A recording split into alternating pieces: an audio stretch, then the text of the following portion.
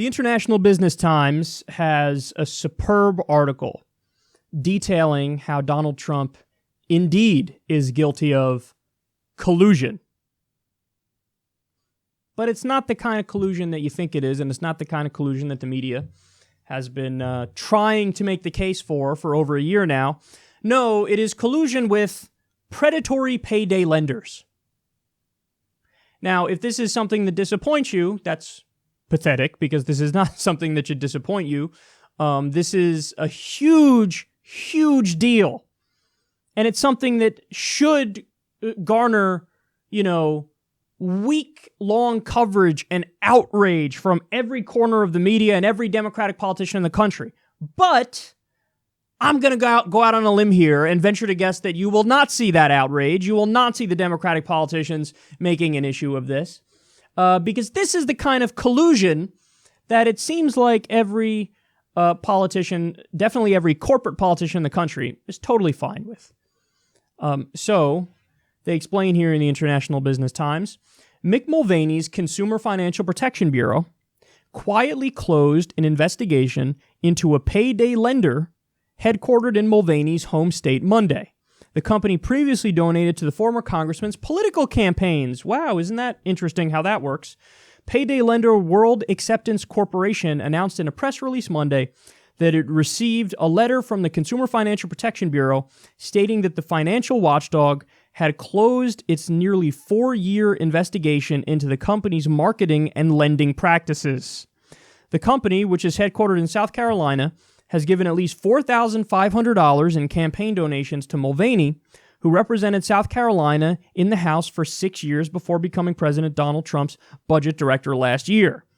The Consumer Financial Protection Bureau declined to comment on World Acceptance Corporation's press release. The investigation followed a 2013 report by ProPublica and Marketplace that found World Acceptance Corporation issued loans that were, quote, deceptively expensive and packaged with nearly useless insurance products while trapping borrowers in a debt cycle.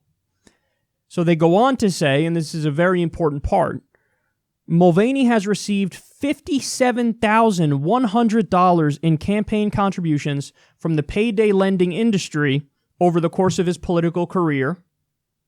$57,100. This is why he's doing favors for them.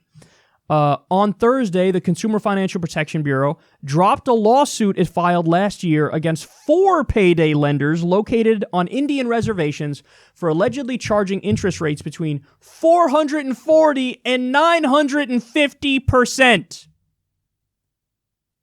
What? Okay, so think about what we've learned so far. Mick Mulvaney got $4,500 from a specific predatory payday lender. He's like, anyway, that investigation's done. You're off the hook. That's some collusion for your ass, and that's some corruption for your ass. And then we learned, no, it's not just that. He took $57,100 in campaign contributions from the predatory payday lending industry, and then they also said, okay, we're going to wrap up the investigation into specific predatory payday lenders who were charging interest rates between 440 and 950%. So, no, it's totally fine. There's nothing wrong with that at all. This isn't actually predatory. And believe me, I'm not saying that because I've taken $57,100 from the industry. Oh, my God. But it gets worse. So you're thinking, well, okay, so this is one of Trump's picks. But I don't... So he's the problem. The guy that Trump picked was the problem. So you could say Trump's guilty of poor judgment, but it's not anything deeper than that. Well, they also decided, there were regulations that were already scheduled to go into place on the predatory payday lending industry. Guess what? They said, we're going to reevaluate those and we'll get back to you. So in other words, we're going to reconsider this and push it off. Oh, really? When are you going to implement them? We don't know. We'll get back to you. So he lets a specific predatory payday lender off the hook after he took a campaign contribution from them. He's letting other predatory payday lenders off the hook after he took $57,100 from the industry. And now they're saying the regulations that were scheduled to already go into effect, they're not going to go into effect. Holy shit. But they continue. Even more interesting. The payday lending industry has aligned itself with Trump since the president's 2016 electoral victory. Advance America, the nation's largest payday lender, donated $250,000 to Trump's inauguration.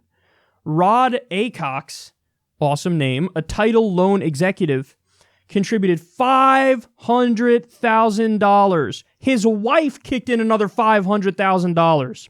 The payday lending industry's trade group, the Community Financial Services Association of America, will hold its 2018 annual conference and expo at the Trump National Doral Resort in Miami. Are you fucking kidding me? You want to talk about evidence for collusion and corruption and bribery? I've never seen clear evidence. This is proof as far as I'm concerned. Look at all the ways in which the predatory payday lending industry has bought the Trump administration. It's not even close. It's not even close. So the specific Consumer Financial Protection Bureau head took money from a payday lender, axed the investigation into them, took $57,100 from the industry, axed the investigation into other predatory payday lenders, charging up to 950%.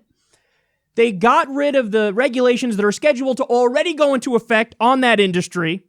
And then we learn they're swimming in predatory payday lender cash. That it was given to Trump's inauguration, and it was from every corner of the industry. They even go as far as to use legal loopholes of, hey, my wife is the one making the countries, not me, because I want to give you even more money to ensure that you are going to do my bidding.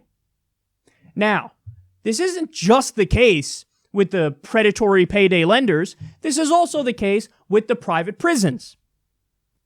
This is also the case with, you name the industry, it's probably the case. For example, Wall Street. Trump used to say, Ted Cruz, Hillary Clinton, corrupt puppets of Wall Street?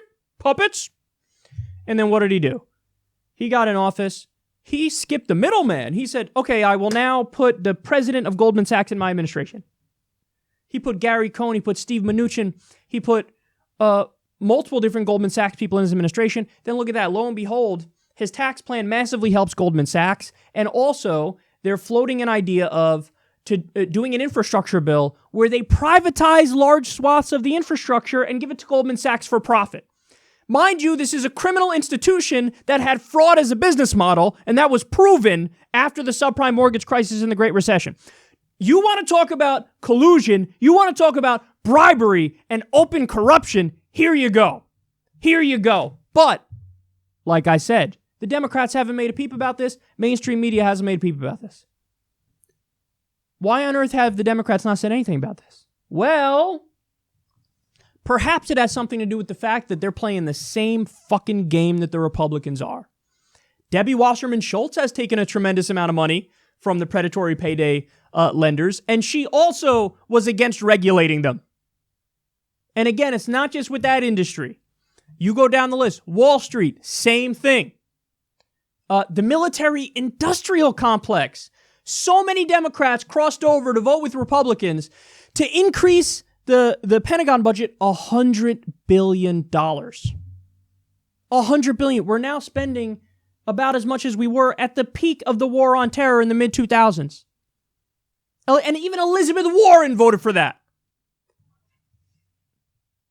You're never going to have a resistance that resists properly until the resistance stops being corporatist as well. So this is why you hear nothing in the mainstream media about this. This is why you don't hear a single Democrat talk about the collusion, the proven collusion between Donald Trump and the predatory payday lender industry.